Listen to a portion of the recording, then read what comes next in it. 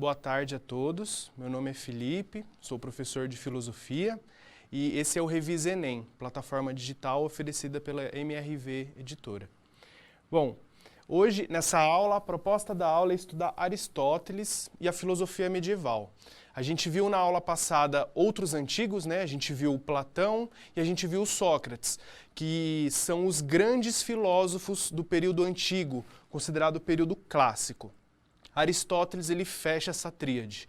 Então, Sócrates é a grande referência da filosofia, né? Aquele que não deixou nada escrito, mas deixou muitos discípulos que escreveram sobre ele. Platão é o primeiro a construir a academia de filosofia. Como a gente pensa a academia hoje, surgiu lá no pensamento de Platão, lá na Grécia. E o Aristóteles que segue esse ciclo, né? Sócrates era mestre de Platão, Platão era discípulo de Sócrates e foi mestre do Aristóteles. Então, Aristóteles é discípulo de Platão. A proposta da aula foi dividir, porque Aristóteles, vocês vão ver, é um conteúdo muito denso, é um conteúdo muito completo e seria impossível trabalhar na aula passada. Por isso que eu deixei ele nesse período. Ele ainda está dentro da filosofia antiga, ou filosofia clássica. Tá? E por isso que é ele antes e depois da filosofia medieval. Mas a gente vai entender isso com calma. Então, a primeira questão é, quem foi, né, Aristóteles? Quem era ele? Ele foi um filósofo que viveu entre 384 a.C. e 322 a.C. Ele está em grego macedônio, né, mas ele era macedônio mesmo, macedônico, e ele é considerado grego porque toda a cultura da época naquela região era considerado gregos. Então tinha os gregos atenienses, os gregos macedônicos e todos os outros gregos que viviam por ali. Ele é filho de uma família de médicos, né? Então por isso ele tinha riquezas para se dedicar a uma vida de investigação, né? E, bom, o que conta-se que ele chegou por volta dos 17, 18 anos em Atenas, que era o centro filosófico do período, que era o centro que estava com muita efervescência de filósofos, de discussões, de sofistas. Então é onde está tendo essa efervescência. Ele chega com 17, 18 anos e entra na Academia de Platão. Lá ele fica por 20 anos, sendo estudante, aluno, discípulo de Platão. Com a morte de Platão, ele fica descontente com os rumos que a Academia de Platão toma, né? Não sei se ele acreditava que ele deveria herdar, né, essa tutoria ou essa gerência da escola, mas, enfim, independente do motivo, ele sai da academia. Ele sai da academia e durante esse período que ele sai, ele vai viajar e ele vira o tutor de Alexandre o Grande. Né? Então a gente conhece Alexandre o Grande, imperador da Macedônia, que enfim conquistou muitos povos, né? Ele foi discípulo também do Aristóteles. Aristóteles, quando sai da academia de Platão, ele vira esse tutor, esse professor particular do grande Alexandre. Quando o Alexandre assume o trono, Aristóteles sai, volta para Atenas e funda o Liceu de Artes, que seria a sua academia, a sua faculdade, o seu ambiente livre para investigações filosóficas, né? Então, quais são as 4 grandes escolas filosóficas que tem durante esse período? Academia de Platão, clássica, fundada por Platão, né? O Liceu de Artes, que está ali o quarto, né? Que é a escola que o Aristóteles cria para disputar ou para concorrer ou para fazer oposição à Academia de Platão. Demonstrar que a filosofia poderia ser feita em outros locais e não só na Academia de Platão. A gente tem também, está aí na tela, os estoicos ou estoicismo, né? E tem o Jardim de Epicuro. Essas palavrinhas entre parênteses é porque, assim, basicamente para vocês entenderem, né? O que esses filósofos estão discutindo nesse momento. Todos eles estão com uma pergunta na cabeça. O que é o bem?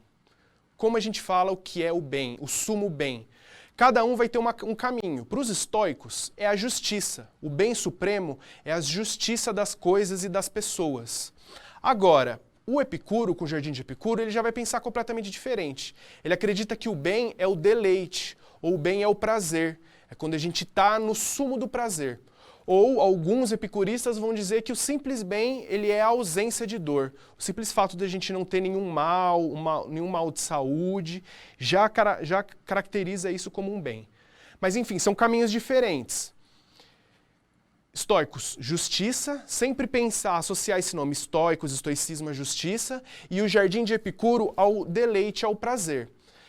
Eu selecionei algumas questões que a gente vai ver, mas a maioria delas, aliás, todas elas sobre esse período caiu sobre Epicuro. Eu não encontrei nenhum sobre estoicismo, mas quando cai no vestibular, cai sempre as duas relacionadas.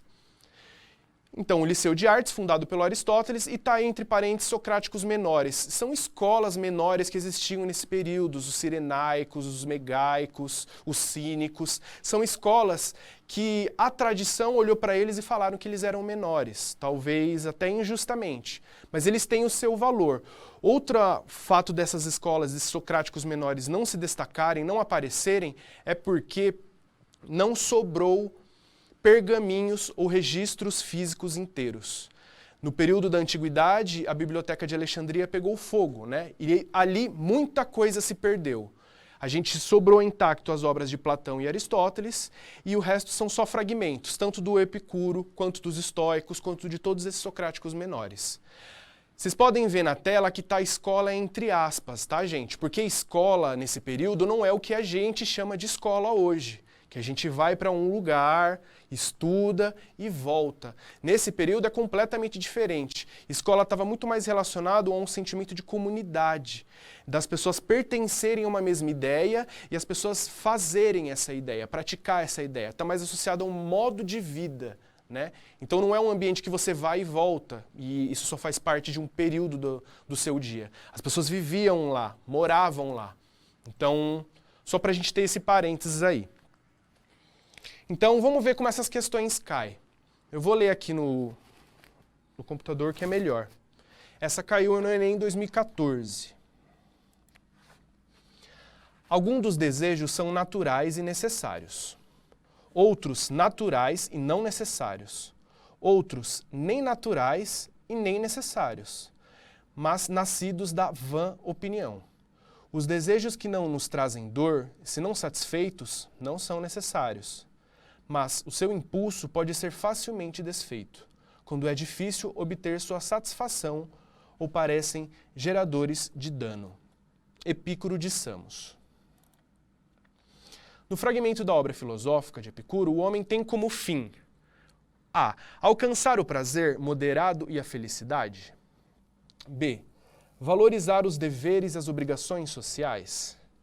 C. Aceitar o sofrimento e o rigorismo da vida com resignação. D. Refletir sobre os valores e as normas dadas pela divindade. Ou E. Defender a indiferença e a impossibilidade de se atingir o saber.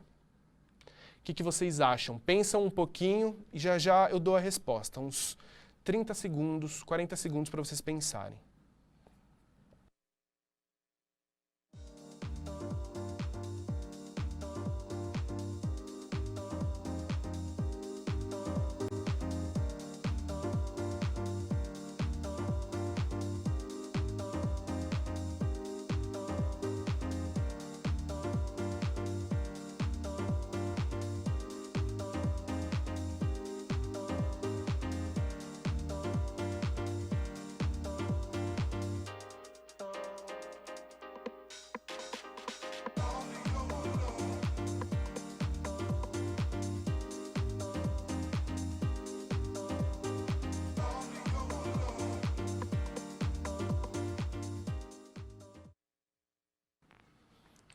Então, estou vendo aqui que a maioria respondeu letra A. Certa resposta, muito bem.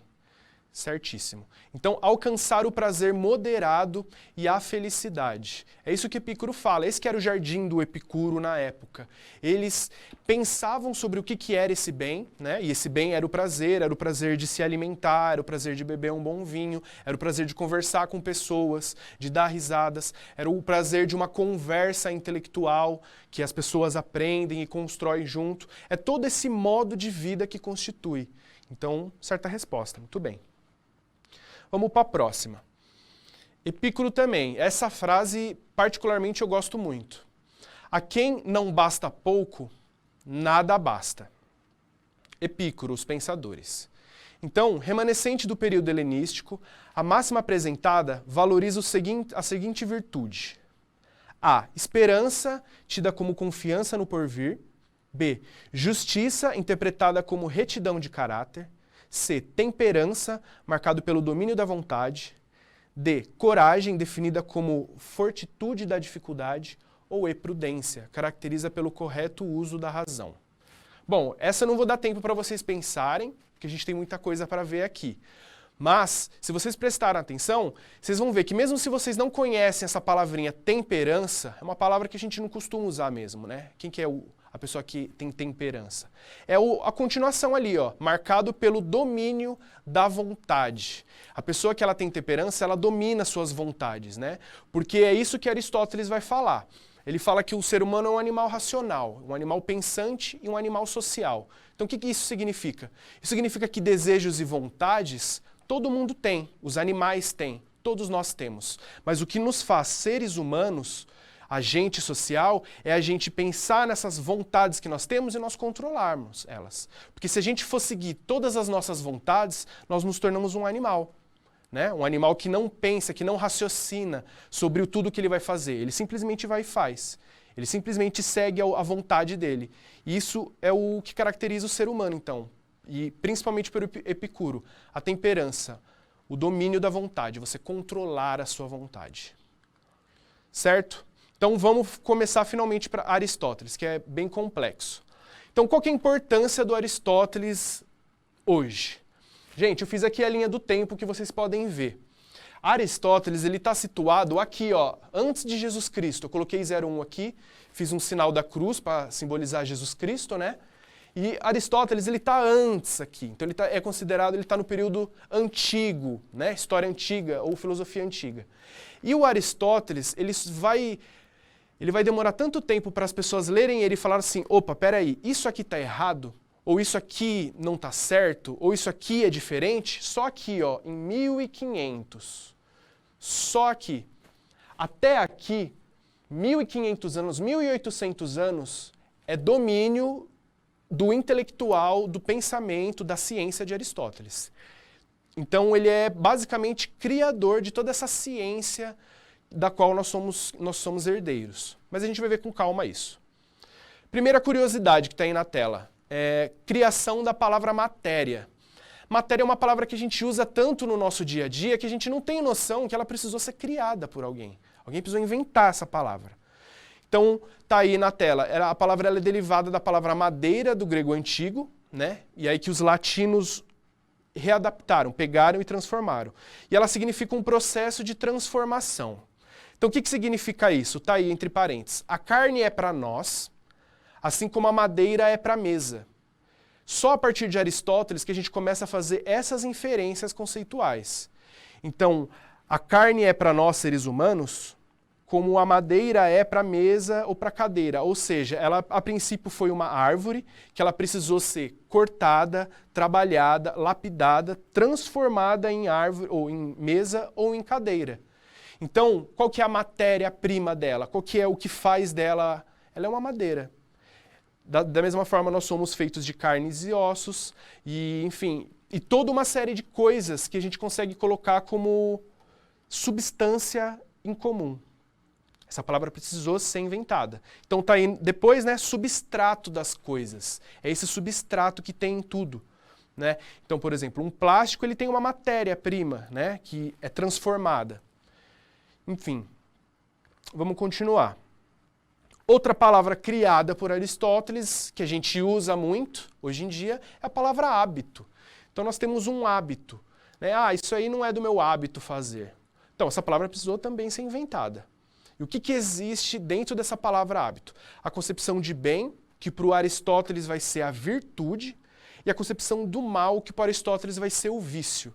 Então, o que isso significa? Significa que o bem ou a virtude não é uma coisa que nós temos, mas é uma coisa que nós precisamos ter para possuir, e a partir do momento que a gente possui, a gente exercita isso. Então não é uma coisa de ter imutável, é uma questão de movimento, que a gente precisa ser para nos tornar, e ao nos tornar a gente faz, e quando a gente faz a gente se torna de novo, e isso é um hábito, é uma coisa que se repete, que a gente faz diariamente.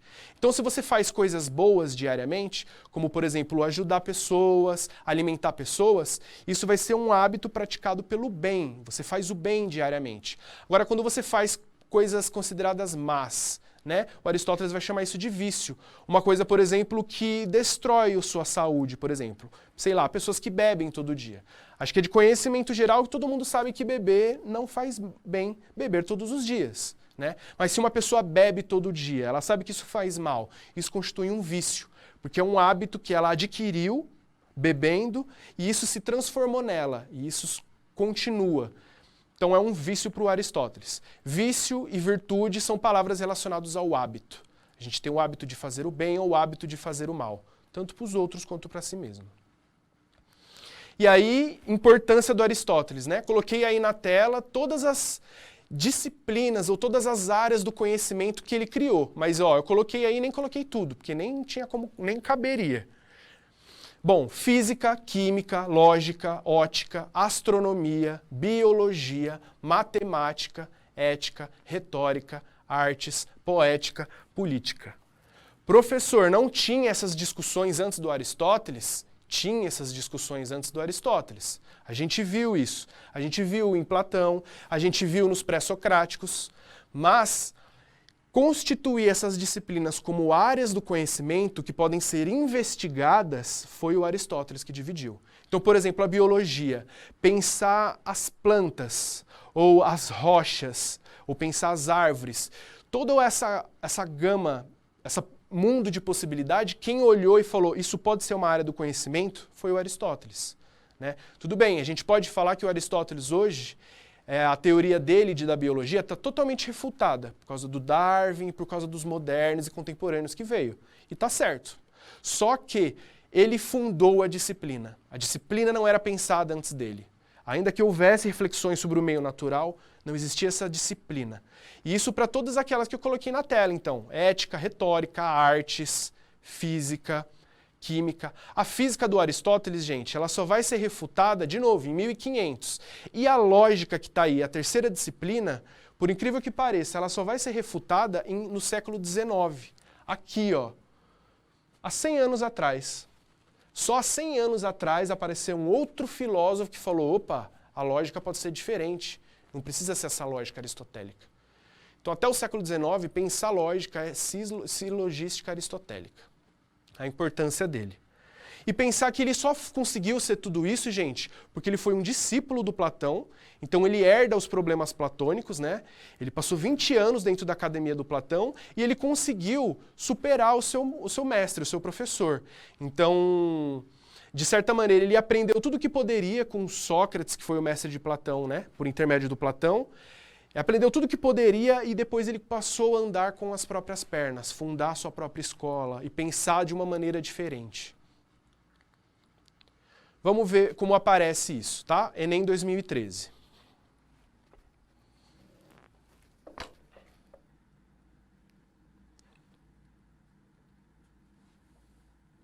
A felicidade é, portanto, a melhor e mais nobre e mais aprazível coisa do mundo.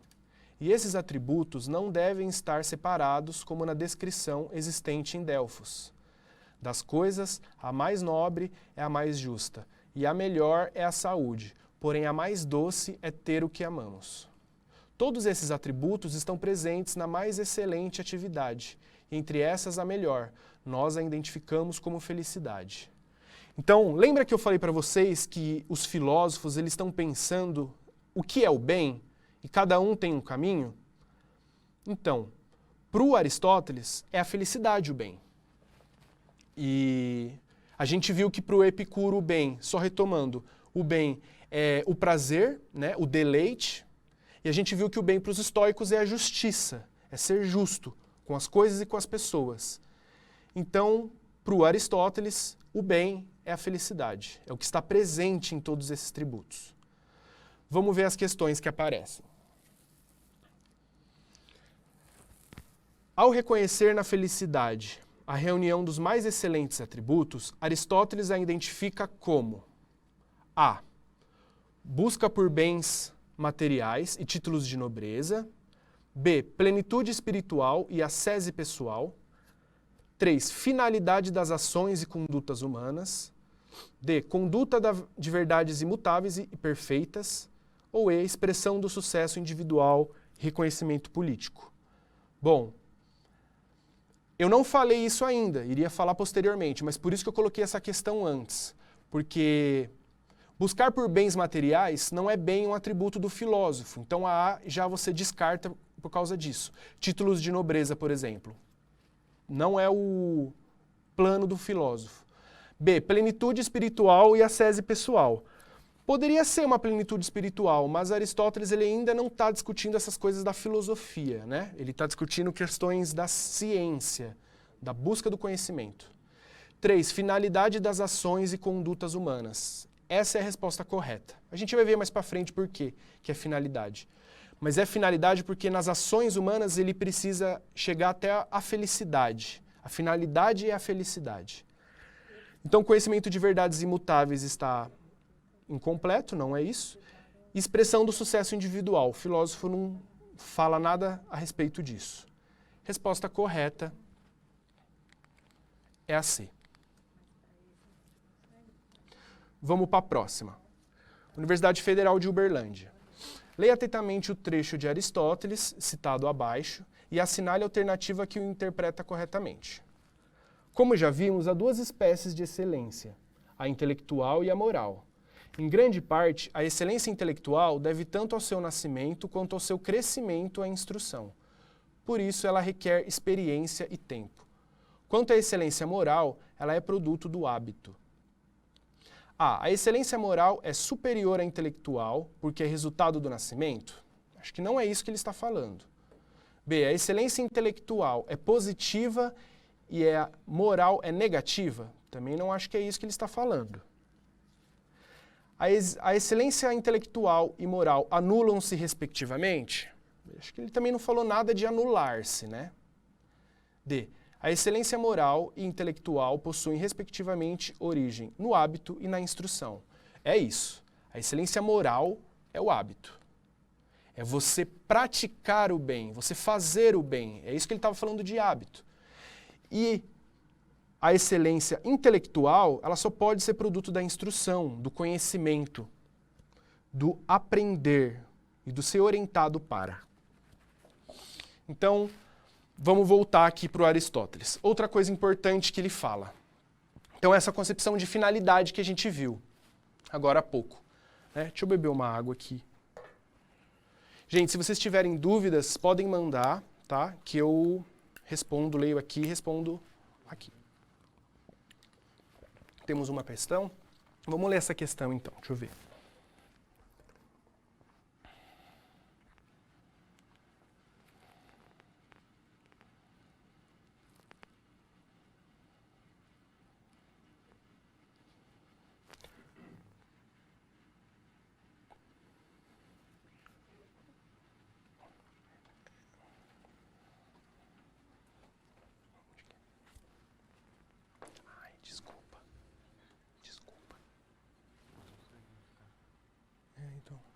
Bom, daqui a pouco a gente volta para a questão. Está com probleminhas técnicos aqui. Bom, voltar para Aristóteles. Então a gente viu na questão anterior que estava falando lá finalidade, né? O que é essa finalidade para Aristóteles? Então, primeiro, o Aristóteles acreditava que todas as coisas ela têm um fim intrínseco dentro dela. O exemplo que ele dá, por exemplo, a semente de uma goiabeira. Uma semente de goiabeira, ela tem dentro dela toda a potencialidade de uma planta, do caule, das folhas, dos frutos, até chegar à sua finalidade, que é o fruto, que vai ter outra semente, que isso vai se reproduzir. Então, dentro da goiabeira, ela tem essa finalidade toda de se transformar em outras goiabas, ou de, sei lá, se potencializar em muitas goiabeiras, porque ela tem dentro da semente. Ela não pode virar uma maçanzeira. Ela não pode, macieira, ela não pode virar nenhuma outra árvore de nenhum outro fruto diferente. Ela só pode virar aquilo que ela tem dentro dela, essa finalidade dentro dela. Isso foi Aristóteles que pensou. Então, está aí na tela. Concepção de finalidade. As coisas se dão na natureza de um determinado modo, porque elas trazem nelas uma certa essência, que inclui uma finalidade presente, que é esse movimento, né? Então, essa frase que eu retirei, ela não é minha, tá? Ela é do professor livre-docente da Faculdade de Filosofia, lá da USP, o professor Roberto Bozani Filho. Tá no final dos slides um link que ele deu uma entrevista, enfim, essa frase é dele. Mas o que ele está querendo dizer? Que a finalidade do Aristóteles é esse movimento. A semente, ela precisa ter todo um movimento de transformação e de crescimento para ela chegar à goiaba, né? Então ela precisa ter luz, ela precisa ter água, ela precisa ter nutrientes, ela precisa ter um lugar arejado, ela precisa ter espaço para cima e para baixo, né? Para ela desenvolver as raízes, para no final do processo dar uma goiaba e dar outra semente e esse processo continuar. Então esse é o movimento dela, né? Todo o movimento da planta. E a parte de baixo da tela aí, ó, Deus movimento. Não teve começo, não tem fim. Não é criador. O Deus do Aristóteles, gente, por mais que a Igreja Católica vai se basear no Aristóteles, não é o Deus que a gente pensa. Deus não é, para o Aristóteles, criador das coisas. Ele sempre foi, sempre será imutável e eterno. Ele não cria nada, ele não tem essa noção do movimento. Ele é eterno. Vamos continuar. Então, Aristóteles. Aristóteles herda um problema platônico. Sempre quando vocês pensarem no Aristóteles, pensa que ele foi discípulo de Platão e ele herdou esse problema do Platão. Qual que é o problema? Conseguir explicar a realidade de modo que você pode dizer que existe um conhecimento de realidade eterno e imutável. Ele quer chegar na verdade absoluta. Será que é possível? Essa é a questão do Aristóteles e essa era a questão do Platão. Né? Então, Aristóteles e Platão, podemos conhecer a natureza através da matemática? A matemática é essa abstração absoluta, né? De que as coisas se tornam e são por si só. Será que a gente consegue conhecer todo mundo dessa maneira? E aí, o problema que Aristóteles encontra, infelizmente, né, é aquela máxima do Heráclito, que a gente viu na primeira aula de filosofia, de que tudo é mutável, tudo é movimento. O problema é esse, justamente, não tem como a gente criar conhecimentos absolutos e universais sobre as coisas, porque tudo muda o tempo todo. O tempo inteiro tudo muda. Então, como que a gente vai criar algo essência? Se a gente pensar o triângulo da matemática, o triângulo está lá, ele não muda. Agora, todo o resto, a natureza, tudo muda. E esse é o problema para Aristóteles. Então, ele busca conciliar o fato de que as coisas mudam, né, que é inevitável, com a possibilidade de produzir conhecimento a respeito das coisas que mudam. Tudo muda. Então, como que a gente consegue adquirir conhecimento através dessas coisas que mudam? Essa é a preocupação do Aristóteles. Tá? Então, só para fechar esse Aristóteles, a gente entrar agora no período da Idade Média. Né? Aristóteles está dentro desse período, 300 anos antes de Cristo. Depois, quando a vinda de Jesus Cristo, vocês acreditando ou não em Jesus Cristo, acho que a liberdade de religião ela é importante, mas independente de vocês acreditarem ou não, a experiência de Jesus Cristo na Terra vai transformar tudo, inclusive a filosofia. E a gente vai ver isso, o porquê. Mas Aristóteles é tudo isso, gente, é a construção do conhecimento, é a divisão das coisas, é o método, é a lógica, é a metafísica. Ele tem um livro que fala da física, que são da physis, né, que depois Newton, todos os modernos vão refutar. Ele tem um livro que fala da metafísica, daquilo que está além do que é físico. Ele tenta fazer uma busca de uma ciência espiritual também. Ele estuda a alma. Então ele é o grande filósofo, tá? Ele é considerado o filósofo para os medievais, né? Ele não é citado pelo nome, ele é o filósofo, porque é o lugar que ele conquistou. Só lembrando, se ele era o filósofo, ele tinha o professor, né? Platão foi o professor dele. Então, para todas as áreas do conhecimento, a gente precisa de um profissional para ensinar. Tudo bem? Vamos para a Idade Média agora. Então, Idade Média, gente, basicamente tem 2 filósofos, tá? Santo Agostinho, que é o primeiro, e o São Tomás de Aquino, que é o segundo. Mas assim, Santo Agostinho, que é o primeiro, ele está mais próximo dos antigos, do Aristóteles, do Platão e do Sócrates, do que São Tomás de Aquino está próximo dele. Olha a linha do tempo aqui, acompanha a linha do tempo. Vamos marcar eles aqui. Aqui está Aristóteles, tá? No período antigo, 300 anos antes de Cristo. Está dentro desse período aqui, ó a vida de Jesus Cristo aqui, ó. Conforme vai vindo, aqui aparece Santo Agostinho. Santo. Foi beatificado pela Igreja Católica. 300 anos, 354 a.C. E o São Tomás de Aquino está aqui, ó. 1300, santo também. Então olha o espaço de tempo que tem entre eles. Aqui é 354 depois de Cristo, né? E aqui é 1200 e alguma coisa, não vou lembrar. A gente vai ver no slide, mas é século XIII. Olha a diferença, olha o espaço de tempo entre os dois. Então é por isso que fala que a Idade Média é tudo isso daqui, ó.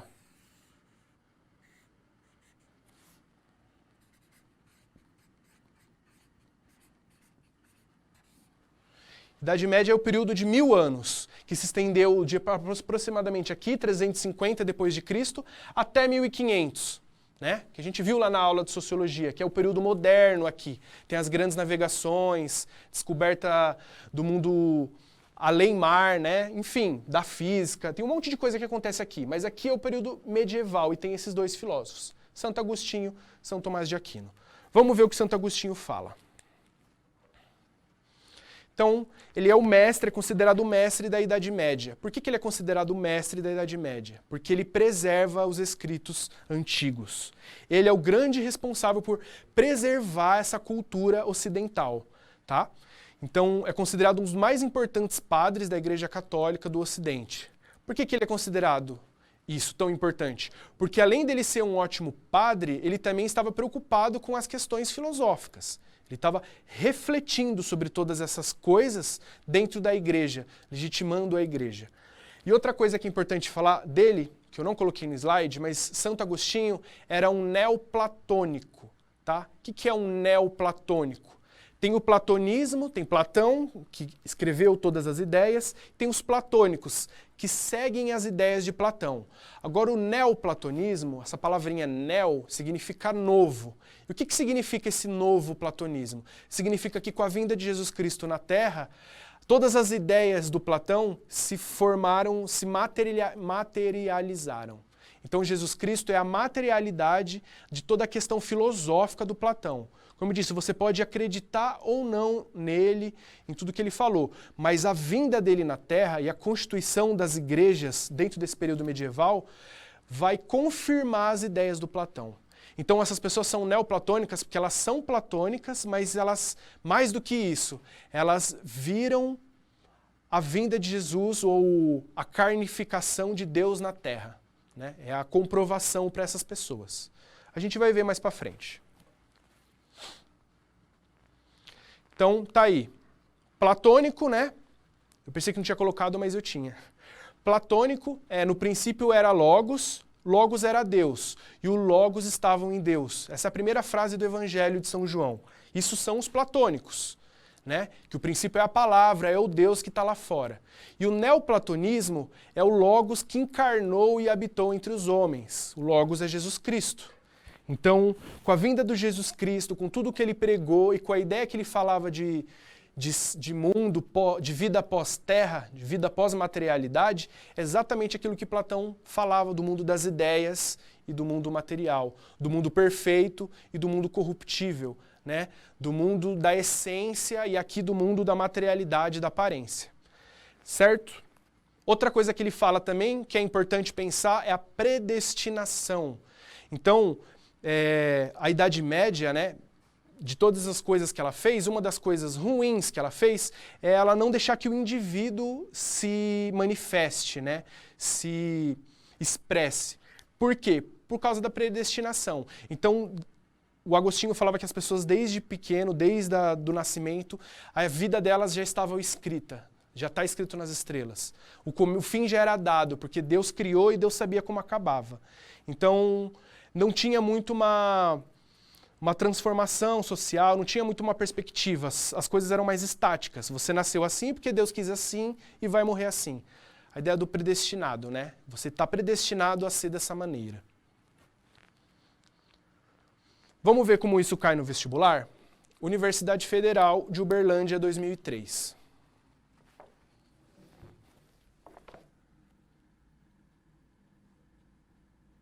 A teoria da iluminação divina, contribuição original de Agostinho, a filosofia da cristandade, foi influenciada pela filosofia de Platão.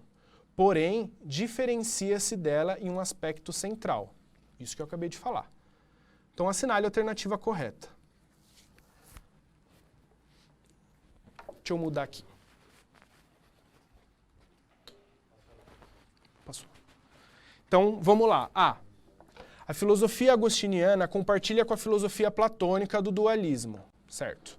Tal como este foi definido por Agostinho na Cidade de Deus.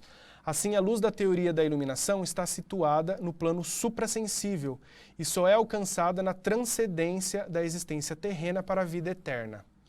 O começo, ele está correto, mas a segunda parte, o único que alcançou a transcendência da existência terrena para a vida eterna foi Jesus Cristo. Então, não é a A.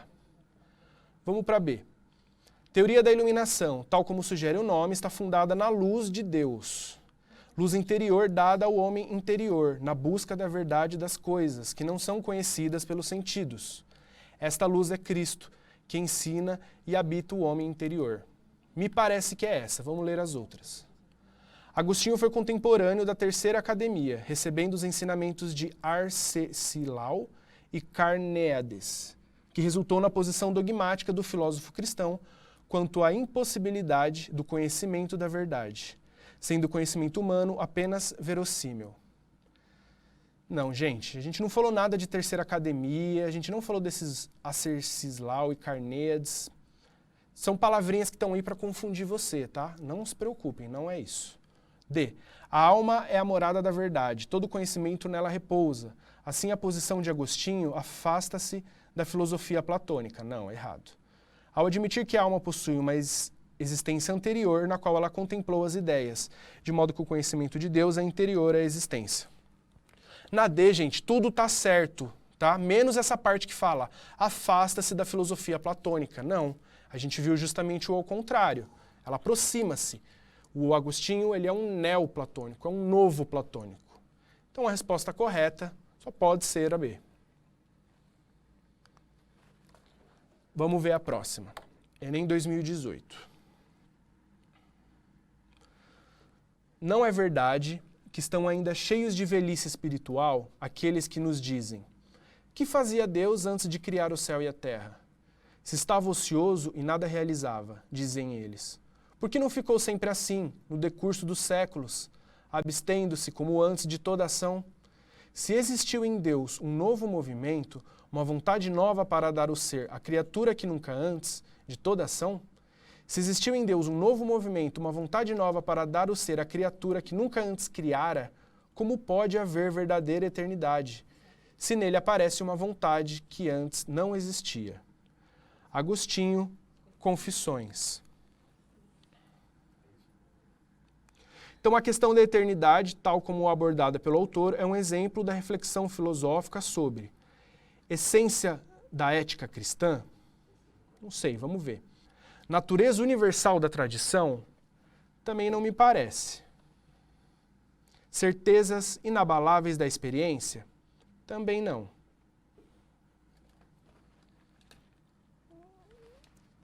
Abrangência da compreensão humana? Me parece que é essa sim. E interpretação da realidade circundante? Não, gente, não é certezas inabaláveis, não é natureza universal da tradição. A essência da ética cristã pode confundir um pouco aqui, né? Já, afinal, ele era cristão, ele estava fundamentalizando as coisas. Mas não, no texto, o que ele está falando, ó, só para voltar, ele está falando da eternidade, ó, o que Deus fazia antes de criar as coisas.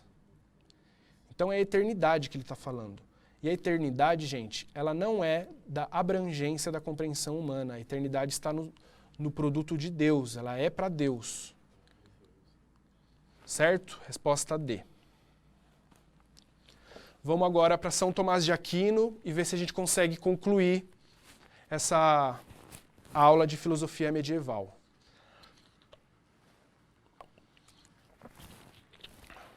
Uma coisa que a gente tem que pensar na filosofia medieval. Então, a filosofia medieval, ela não criou algo novo, não criou um pensamento novo, um pensamento único e exclusivo dela.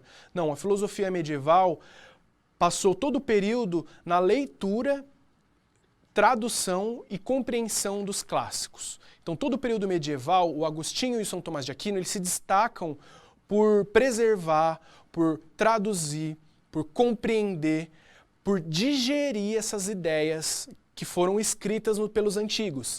É aquilo, quando a gente entra em contato com uma pessoa muito sábia, muito inteligente, às vezes a gente demora muito tempo para digerir todas as coisas que aquela pessoa fala.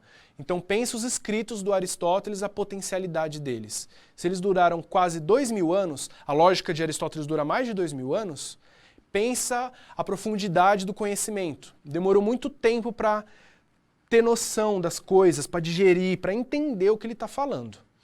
Outra coisa importante que eu não falei, e ainda bem que eu lembrei agora, é que uma outra diferença entre Platão e Aristóteles, tá? São os textos esotéricos e os textos exotéricos. Esotéricos com S, exotéricos com X. Esotéricos com S são os dentro da academia, tá? Os textos que as pessoas escreviam nas escolas para os estudantes e para os discípulos. Então, textos muito mais densos, muito mais difíceis de serem compreendidos. Esses textos de dentro do Platão não se preservou nada, a gente não tem nada. Tudo que a gente tem do Platão são os exotéricos, os textos para fora da academia. Os diálogos platônicos são para o senso comum, são para as pessoas do dia a dia, não são para as pessoas que querem fazer filosofia ler. Era para as pessoas lerem. Agora, Aristóteles é justamente o contrário. Os textos exotéricos para fora não foram preservados. Nós não temos nada do que Aristóteles escreveu para fora. Então a gente só tem os textos esotéricos com S, de dentro da academia, que eles escreviam. Muitos dessas aulas são anotações dos alunos. Então a gente vai ter, tá aí na tela, os comentaristas do Aristóteles, ó. Muito diferente, muito dispersos uns dos outros, né? Termístio, que é grego, Avicena, árabe. Avicena é o grande tradutor, né, que vai traduzir. Aí tem o Maimônides, que é um judeu, e o Averroes, que é um islâmico, né? Então em cada um desses, gente, tem uma interpretação, tem um Aristóteles diferente. A profundidade do conhecimento é tanta dessas pessoas do Aristóteles é tão grande que é possível eles falarem coisas exatamente opostas dentro de um mesmo texto. Porque assim como uma aula, os textos que Aristóteles deixou são anotações ou coisas que ele deixou escrito, mas ele deixa a ideia escrita e aciona a oralidade, fala um monte de coisa que alguns dos discípulos não escreveram. Então fica essa liberdade de interpretação. Então demora mais ou menos 1800 anos para entender e digerir Aristóteles. Entender e digerir, e compreender, e ver todas as possibilidades de interpretações diferentes. Quem são essas pessoas responsáveis? São esses comentaristas que eu coloquei na tela, todos esses, e principalmente São Tomás de Aquino, que é ele que encomendava as traduções, né? Pensando que Aristóteles escrevia em grego antigo, e ninguém mais lia o grego antigo. Tinha o latim como língua referência da intelectualidade. Então tinha que traduzir do grego para o latim e ter alguém para ler o latim.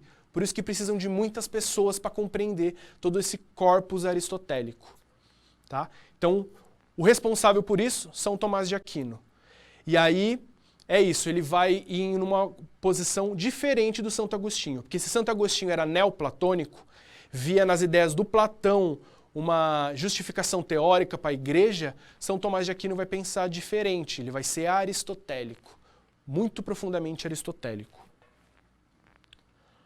Certo? Ó, o ano está aí na tela, né, dele, 1225 a 1274, está aqui, ó, tá certo, tinha colocado. Então, ideias do São Tomás de Aquino. Alma. O que é a alma para São Tomás de Aquino? A alma vem de anima, aquilo que anima o corpo, né? Que é esse princípio interno de movimento. Esse princípio interno de movimento é Aristóteles, é a física de Aristóteles. E aí o São Tomás de Aquino vai aprofundar essa ideia de alma, tá? Que mais? Ele tem uma hierarquia entre as almas, então tem as almas dos humanos, as almas dos animais, as almas dos vegetais. Para o Aristóteles, e consequentemente para São Tomás de Aquino, existe uma hierarquia dessas almas, em que os humanos são superiores devido ao desenvolvimento cognoscível, à razão, toda essa subjetividade que envolve os seres humanos.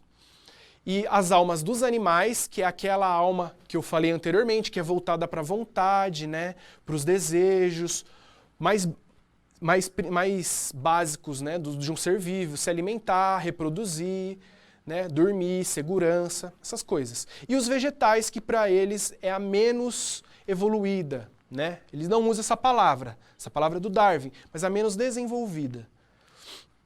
Outra coisa que ele fala é a potência, a ideia de potenciato.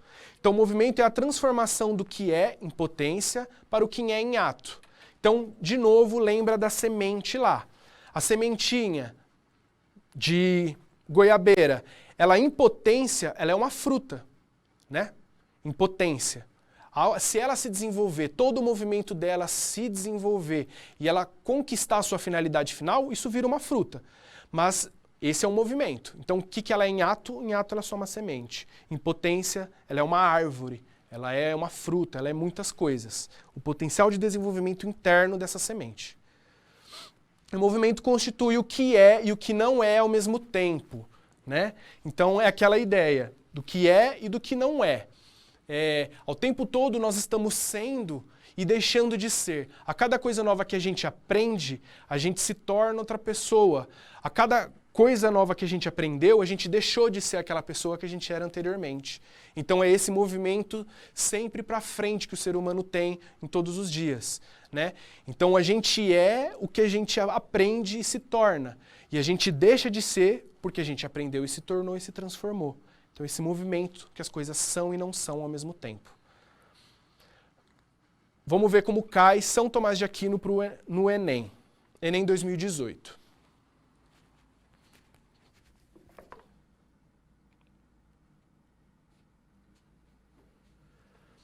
Desde que tenhamos compreendido o significado da palavra Deus, sabemos de imediato que Deus existe. Com efeito, essa palavra designa uma coisa de tal ordem que não podemos conceber nada que lhe seja maior. Ora, o que existe na realidade e no pensamento é maior do que o que existe apenas no pensamento, donde se segue que o objeto designado pela palavra Deus, que existe no pensamento, desde que se entenda essa palavra, também existe na realidade. Por conseguinte, a existência de Deus é evidente. Bom, vocês acabaram de ver aí a legitimação ou a teorização da existência de Deus. Vocês podem acreditar ou não, mas está aí a opinião do Tomás de Aquino, na Suma Teológica. O texto apresenta uma elaboração teórica de Tomás de Aquino, caracterizada por 1. Reiterar a ortodoxia religiosa contra os heréticos. B. Sustentar racionalmente a doutrina alicerçada na fé. C. Explicar as virtudes teologais pela demonstração. D. Flexibilizar a interpretação oficial dos textos sagrados. Ou E. Justificar pragmaticamente crença livre de dogmas. Vamos lá, 30 segundos aí para vocês pensarem essa. E a gente comenta.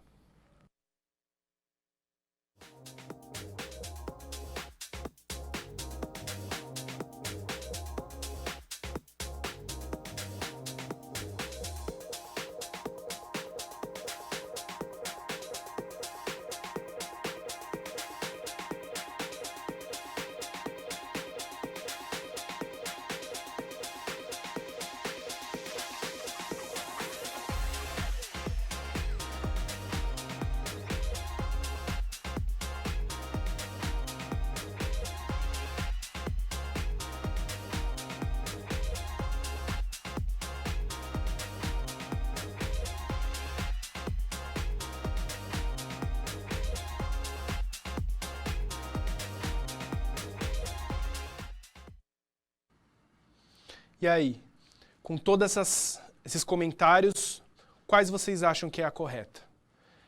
Eu espero que vocês tenham respondido a B, né? Sustentar racionalmente doutrina alicerçada na fé, que é isso que ele está fazendo, né? Ele está legitimando filosoficamente, teoricamente, o que é a fé e o que é essa noção de Deus. É isso que ele faz e é isso que esses dois padres fazem da Idade Média. Então, lembre-se, filosofia da Idade Média, o que é? Agostinho, São Tomás de Aquino. Tem outros menores? Tem, mas esses são os que se destacam, que sempre aparecem no vestibular. Então, coisas básicas para associar. Agostinho, neoplatônico. São Tomás de Aquino, aristotélico. Eles são medievais porque eles não conseguem aprofundar ou criticar esses outros dois filósofos da antiguidade, Platão e Aristóteles, né? Então, de certa maneira, eles só aprofundam, eles só traduzem, eles só digerem o conhecimento. Eles são os principais responsáveis pela conservação, tradução e comentários desses homens, né? Então, acho que essa é a importância. Tem uma pergunta aqui que eu vi, do Guilherme. Deixa eu só ler novamente. O Guilherme mandou aqui. Boa tarde, professor. A metafísica é da filosofia antiga, medieval ou a moderna? Muito boa pergunta, Guilherme. Gostei. Então, primeiro, o que é essa metafísica, né? Só para retomar. Eu já falei, mas é bom retomar. Física é o que é físico, é a physis grega, né? A ação das coisas que acontece na física. A metafísica, ela é o que está para além da física, para além da physis, aquilo que não é material. Então, aquilo que é espiritual, aquilo que é metafísico, é nesse sentido, de que não é físico, né? Que está para além. Então, se ela é antiga, a medieval ou moderna, né? Então, a metafísica, Guilherme, ela é pensada em todas as áreas da filosofia ela é pensada, né? Ela começa enquanto disciplina com Aristóteles, mas se vocês for ler o Diálogo de Platão, por exemplo, em Fédon, ele está lá fazendo um discurso sobre a imortalidade da alma, e nesse sentido, ele está fazendo um discurso metafísico, ele fala sobre a metafísica. Platão, ele tenta comentar algo sobre a metafísica, mas enquanto disciplina ela é criada por Aristóteles na filosofia antiga. E aí depois, Agostinho e São Tomás de Aquino vão falar sobre a metafísica, depois os filósofos modernos vão falar da metafísica, Kant, Hegel, né? E até hoje, no século XX, a gente tem filósofos falando sobre a metafísica, né? Mas enquanto área do conhecimento ela é criada lá por Aristóteles. Antes dele se comentava, mas não pensava enquanto área do conhecimento. Então, para encerrar a aula, fazendo um resumo do que a gente viu, tá? A gente está na filosofia medieval, mas a gente viu mais Aristóteles do que a filosofia medieval, por assim dizer. Por quê? Porque na aula passada, que eram os antigos, a gente viu Sócrates e Platão, que são os grandes filósofos, né? A gente viu os pré-socráticos, mas eles são considerados antes de Sócrates, então eles não têm essa importância que deram a eles. É a gente, quando olha para trás, que olha Sócrates e Platão como os grandes filósofos. E o Aristóteles que fecha essa trinca, né? De mestre passando o conhecimento para o seu discípulo, e o discípulo superando o seu mestre. Então Aristóteles, de certa maneira, ele tem tudo que o Sócrates falou, ele tem todos os conhecimentos do Platão, porque ele viveu durante 20 anos de Platão, e ele fecha criando áreas do conhecimento, áreas da ciência que a gente chama hoje ocidental, né? Foi ele que criou, a partir dele. Então, por isso que a gente viu Aristóteles. E a gente viu que a filosofia medieval, que vem depois, olha aqui, ó, acompanhando, que vem a partir de 354 aqui, ó, até o ano de 1500, né? Todo esse período aqui, 300 depois de Cristo até 1500, até a descoberta do Brasil. Tudo isso é medieval. Então, todo esse período aqui, eles estão pensando os clássicos. Sócrates, Platão e Aristóteles.